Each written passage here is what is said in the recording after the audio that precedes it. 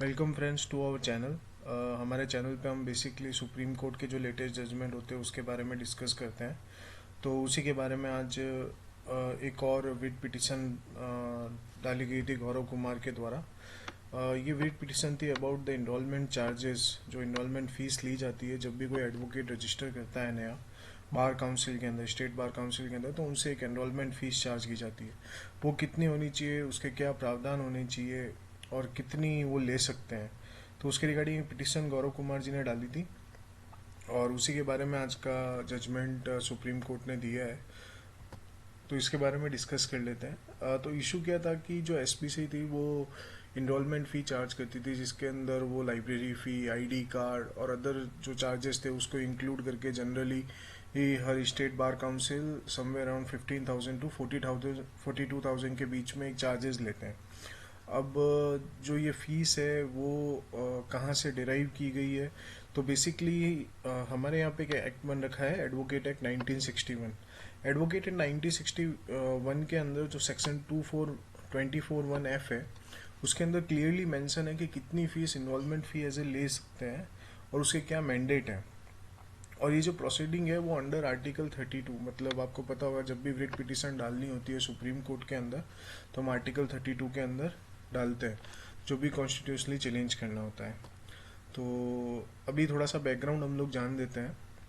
जो advocate act है 1961, उसको एनेक्ट किसके लिए किया गया था कि एडवोकेट्स के लिए किया गया था। जो लीगल प्रैक्टिशनर है उनको लीगलाइज किया चाहिए। जो भी नया एडवोकेट आता है उसके लिए क्या रूल्स फॉलो होने चाहिए, किसके बेसिस पे क्या क्राइटेरिया होना चाहिए ताकि हम नए एडवोकेट्स को रजिस्टर कर सकें। और इसके लिए इन्होंने स्टेट बार काउंसिल और बार काउंसिल ऑफ इंडिया का गठन किया, जिसके अंतर्गत सारे एडवोकेट्स आते हैं। बेसिकली स्टेट बार काउंसिल के फंक्शंस क्या होते हैं, एक तो एडमिशन को देखना और इनरोलमेंट को देखना है एडवोकेट्स के। उसके बाद preparation and maintenance of rules. उसके बाद determination of cases of misconduct, अगर किसी एडवोकेट ने इथिक्स को फॉलो नहीं किया है या उनकी कंप्लेंट आती है तो उसके मिसकंडक्ट को देखा जाता है।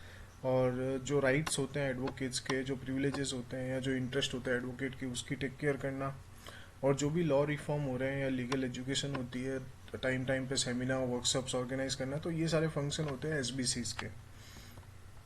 अब हुआ क्या कि जो हमारा एडवोकेट एक्ट है उसके अंदर सेक्शन 241F के अंदर ऑलरेडी फीस स्पेसिफाई है कि जो इनरोलमेंट फीस होगी वो 600 रुपीज़ होगी एसबीसी और 100 रुपीज़ होगी बीसीआई के लिए। ये जनरल कैटेगरी की बात है।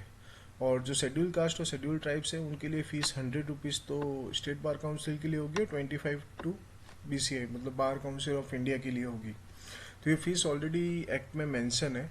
लेकिन हम देखते हैं कि जो स्टेट बार काउंसिल है, जब हम लोग रजिस्टर करने जाते हैं तो वो फ़ीस समवेयर अराउंड 15 to 16,000 के अराउंड, या कई स्टेट में तो 42,000 भी है। अब इससे एग्रीव्ड होके क्या किया कि जो गौरव कुमार जी थे वो सुप्रीम कोर्ट गए, उन्होंने एक रिट पिटिशन डाली कि जो ये फीस चार्ज की जा रही है वो बहुत ज़्यादा एक्सावरगेटेड है और इतनी फ़ीस ज़्यादा चार्ज नहीं करनी चाहिए, जबकि ऑलरेडी प्रावधान है इसके, ये क्या फ़ीस एक बार रहनी चाहिए। तो पिटिशनर ने जो है वो ग्रीवलेंस दिया कि ये जो फीस चार्ज की जा रही है ये वायलेट कर रही है सेक्शन 241F को। ठीक है ना सर। तो अब जो लीगल चैलेंजेस वो क्या थे कि जो प्रोसीडिंग थी वो आर्टिकल 32 के अंदर थी। वो तो अभी सबको पता है कि जब भी रिट पिटिशन डालते हैं तो आर्टिकल 32 के अंदर हम लोग डाल सकते हैं। और पिटिशनर ने जो आर्ग्यूमेंट किया कि जो फीस है वो बियॉन्ड द स्टैट्यूटरी प्रिस्क्रिप्शन है। मतलब कहने का मतलब है कि जो ऑलरेडी फीस डिफाइंड है, जो 600 रुपये या 125 रुपीज़ फॉर SC ST हम लोगों ने देखी, तो उसके बियॉन्ड ये लोग फीस चार्ज कर रहे हैं। और कोर्ट ने भी इस चीज़ को नोटिस किया और ऑब्जर्व किया और उन्होंने भी इशू को रेज किया कि हाँ ये फीस जो है वो बहुत ज़्यादा ली जा रही है ली जा रही है। तो अब जो पिटिशनर था उसने सबमिट किया कि जो एसबीसी है वो बहुत ज़्यादा फीस चार्ज कर रहा है नए एडवोकेट से जो रजिस्टर होना चाहते हैं बार काउंसिल के साथ। और जो एसपीसी मतलब स्टेट बार काउंसिल और बार काउंसिल ऑफ इंडिया है, वो जो प्रोविज़न सेक्शन 241F में दे रखे उससे बियॉन्ड जाके चार्जेस ले रहे हैं। तो ये जो है वो मिसकंस्ट्रक्शन है subject to the provision of this act, कि जो एडवोकेट एक्ट बन रखा है और जो फीस ऑलरेडी मेंशन रखी है उससे बियॉन्ड जाके ये लोग फी ले रहे हैं। अब कोर्ट का कंसिडरेशन ये था कि जो इन्वॉल्वमेंट फीस चार्ज कर रहे हैं एसपीसी, अब स्टेट बार काउंसिल और बार काउंसिल ऑफ इंडिया का ये कहना था कि जो फीस हम लोग देते हैं वो वन टाइम फीस लेते हैं, और जो एसपीसी और बार काउंसिल ऑफ इंडिया है, ये दोनों ये दोनों कोई भी एक्स्ट्रा अनुदान नहीं लेते हैं। तो ये जो भी फ़ी आती है जब एडवोकेट रजिस्टर्ड होते हैं उनसे, तो उसी से उनका खर्चा चलता है, एम्प्लॉयज़ को हायर करते हैं, उसको मैनेज करते हैं, सेमिनार वर्कशॉप्स जो भी ऑर्गेनाइज होता है उसी पैसे से होता है जो एडवोकेट उनके साथ रजिस्टर होते हैं। और ये वन टाइम फ़ी होती है जो एडवोकेट के वेलफेयर के लिए भी काम आती है। अब इसमें ये क्या गया था कि जो एनरोलमेंट फ़ीस थी उसमें इनका ये कहना था, स्टेट बार काउंसिल्स और बार काउंसिल ऑफ इंडिया का, कि जो फ़ीस ली जा रही है एनरोलमेंट फ़ीस, उसके साथ एक मिसलेनियस फ़ी भी ली जाती है। जो मिसलेनियस फ़ी उनको लाइब्रेरी प्रोवाइड करवाते हैं, अदर फैसिलिटीज़ जैसे आईडी कार्ड हो गया, लाइसेंस हो गया, जो भी डिटेल्स हम लोग प्रोवाइड करवाते हैं उसके लिए हम लोग चार्ज करते हैं।